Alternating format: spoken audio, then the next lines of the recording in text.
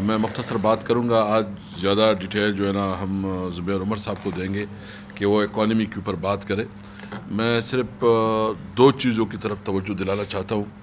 سلمان اکبر راجہ صاحب نے مذمت بھی کی جو بلوچستان میں ہوا ہے کل مینگل صاحب کے جلسے پہ. ہم سب جو ہے نا اس کی مذمت کرتے ہیں اور یہ ایک جمہوری تحریک کو اس قسم کی دباؤ میں لانا, اس کو جو ہے نا اس کے خلاف اس قسم کی اونچی ہتھ کنڈے استعمال کرنا انتہائی قابل مذمت ہے. دیکھیں اس وقت پاکستان جو ہے نا ایک نیچرل ڈیزاسٹر سے گزر رہا ہے. ہمارے صوبے میں کلاؤڈ برس ہوئے, بنیر میں, سوات میں, باجوڑ میں اور میرے اپنے ڈسٹرکٹ سوابی میں ہوئے. اور اس کے چونکہ میں سوابی سے ہوں تو وہ تکلیف میں خود محسوس کر سکتا ہوں کہ ایک گھر کے 13 مطلب مرد اور خواتین اور بچے وہ شہید ہوئے. آپ سوچ سکتے ہیں کہ اس گھر کی, اس فیملی کی, اس رشتہ داروں کی مطلب کیا زندگی رہی ہوگی. اور دوسری پھر بنیر میں بھی انتہائی بڑے بڑے سانحات ہوئے کہ یک دم جو ہے نا مطلب کلاؤڈ برس سے جتنے بڑے بڑے چٹان آئے جس طرح ہوا. اور دوسرے پنجاب میں جو افسوسناک ہو رہا ہے اس وقت کہ پورا پنجاب جو ہے نا وہ پانی پانی ہے اور حکومت مکمل طور پر ناکام ہے ریلیف کاموں میں, بلکہ اس میں شہرت زیادہ ہو رہی ہے. اور زیادہ تر یہ انسٹرکشن ہے کہ جب تک بی بی مریم کی فوٹو نہیں ہوگی تو کوئی ریلیف کام نہیں ہوگا, جس نے پورے پنجاب کی جو گورننس ہے اس کو ایکسپوز کر دیا ہے. عملاً جو ہے نا نہ لوگوں کو کھانا مل رہا ہے, نہ رہنے کے لیے ادھر کوئی ٹینٹ پراپر انتظام کیا گیا ہے, بس صرف اشتہار بازی ہے اور ڈرامہ بازی ہے. اور یہ جو دوسرا ہمیں مین میڈ ڈیزاسٹر کا سامنا ہے. آپ دیکھ رہے ہیں کہ جو پنجاب تو سیلاب سے متاثر ہے, یہاں بھی کچے کے ڈاکو کا اور سندھ میں بھی کچے کے ڈاکو, لیکن ہماری صوبے میں خیبر پختونخوا کے بارڈرز ایریا میں جو 40 سال سے جنگ جاری ہے اور اس کے اثرات جو ہے نا ہم بھگت رہے ہیں. ایک تو ہماری اکانومی کے اوپر جو اس کے اثرات ہوئے, کیونکہ جس کے پاس پیسہ ہے وہ کیوں کر جو ہے نا ادھر خیبر پختونخوا میں انویسٹمنٹ کرے گا. وہ پاکستان کی دوسری جاتا جاتا ہے یا کراچی جاتا ہے یا ملک سے باہر جاتا ہے. اور دوسری طرف جو ہے نا وہاں جو ہمارا کلچر ہے اس نے بہت بڑا متاثر کیا. یعنی ایک کلاشن کوپ کلچر اور ڈرگ کا کلچر جو ہے نا اس جنگوں کی وجہ سے آیا اور اس کے متبادل پہ کچھ نہیں دیا گیا, نہ ڈیولپمنٹ دی گئی. اور ابھی بھی جو ہمارے صوبے کے ساتھ رویہ رکھا جا رہا ہے کہ نہ اس کا نیٹ ہائیڈر پرافٹ دیا جا رہا ہے, نہ اس کے جو NFC میں جو اس کا شیئر ہے, جو خیبر پختونخوا کا جو ڈیو شیئر ہے وہ بھی اس سے جو ہے نا مطلب انکاری ہے. اور خاص کر جب فاٹا مرج ہو گیا تو اس کے مطابق جو ہمارا شیئر بنتا ہے NFC میں وہ 14 سے بڑھ کے 19% بن گیا. لیکن وہ 19 تو چھوڑو, وہ 14% کے مطابق بھی نہیں دیا جا رہا.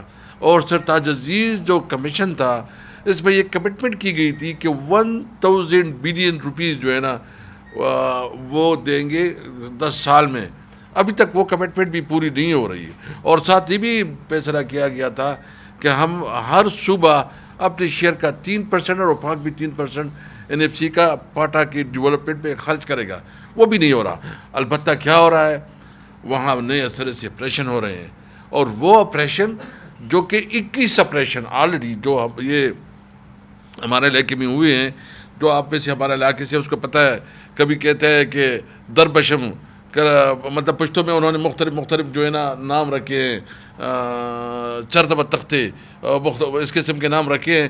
اور وہ 21 آپریشنز کا رزلٹ یہ ہے کہ اس وقت جتنی بھی ملیٹنسی ہے وہ بڑی ہے, کم نہیں ہوئے. تو اس کی روٹ کازز پہ آپ کو غور کرنا چاہیے کہ یہ کیوں ناکام ہے یہ پالیسی.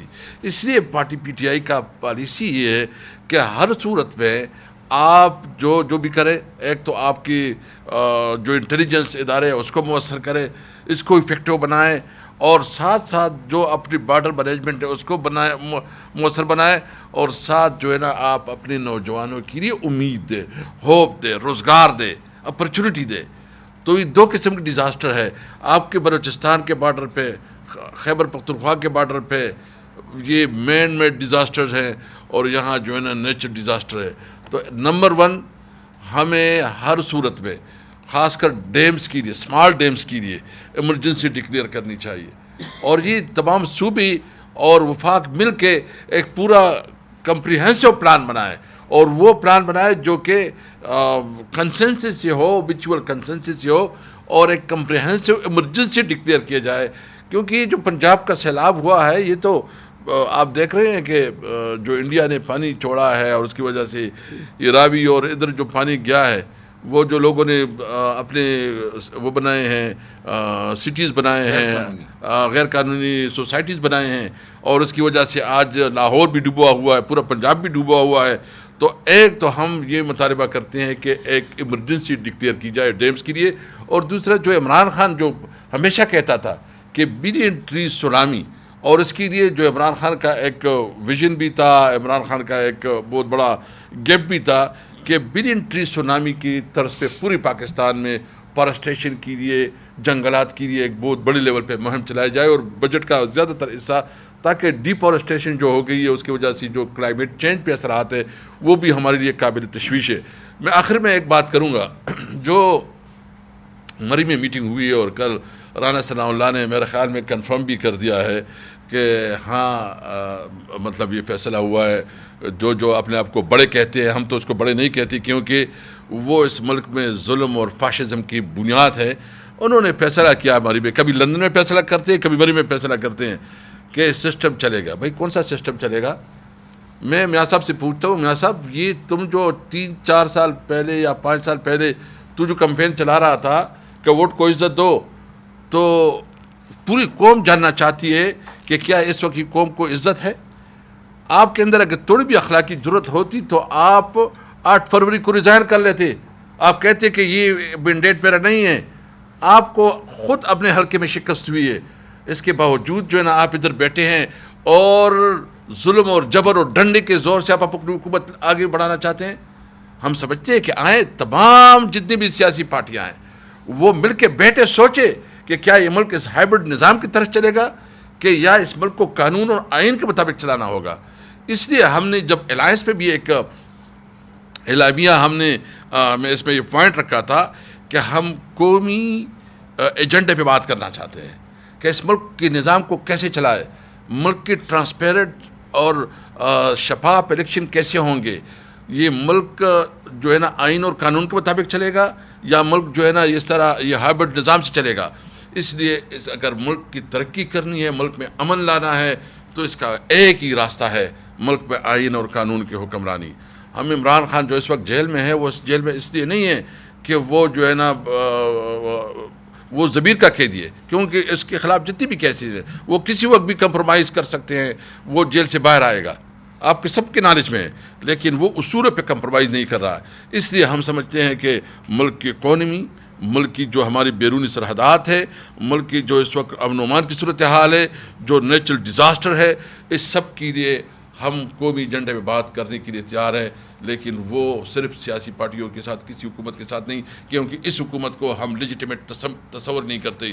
یہ غیر قانونی اور عوام کی ول کے خلاف ہے. پاکستان تحریک انصاف اس ملک کا سب سے بڑی پولیٹیکل پارٹی ہے, عوام نے مینڈیٹ دیا ہے تو وہ تحریک انصاف کو دیا.